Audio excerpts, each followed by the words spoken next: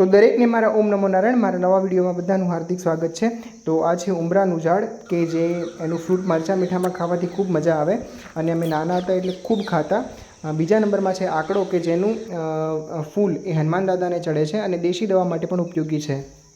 તો આ છે કંબોઈ અને કંબોઈનો પણ ખૂબ જ સારો ઉપયોગ છે અને એનું પણ ફ્રૂટ ખાટું મીઠું લાગે છે। આ છે સરગવાનું ઝાડ। સરગવાના તો દરેકને ઉપયોગો ખબર જ છે અને દેશી દવા માટે બેસ્ટ। તો આ છે ધતુરાનું ઝાડ, જેના ફૂલ અને જેના ઉપર ફળ આવે છે, આ બંને પણ મહાદેવજીને ખૂબ એટલે ખૂબ પ્રિય છે। આ છે ડાભડો અને આ હોમ હવનમાં ખૂબ એટલે ખૂબ ઉપયોગી છે। આ છે બધાના ફેવરેટ લીમડાભાઈ કે જેનું દાંતણ પણ ખૂબ ઉપયોગી છે અને દેશી દવામાં પણ આનો ખૂબ એટલે ખૂબ ઉપયોગ કરવામાં આવે છે। તો આ છે શીદડો કે જે છાંયડા માટે તો ખૂબ ઉપયોગી છે જ, તેમજ આને આવતી શેગો જેનું શાક પણ થાય છે ને અથાણું પણ થાય છે।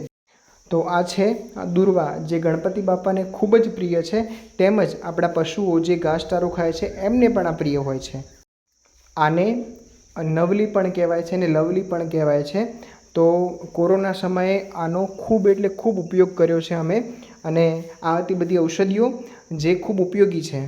તો આ હતી બધી ઔષધિઓ જેની માહિતી તમને આપી। તો આવા જ વિડીયો જોવા માટે મારી ચેનલને લાઇક, શેર અને સબસ્ક્રાઈબ કરો। જય માતાજી।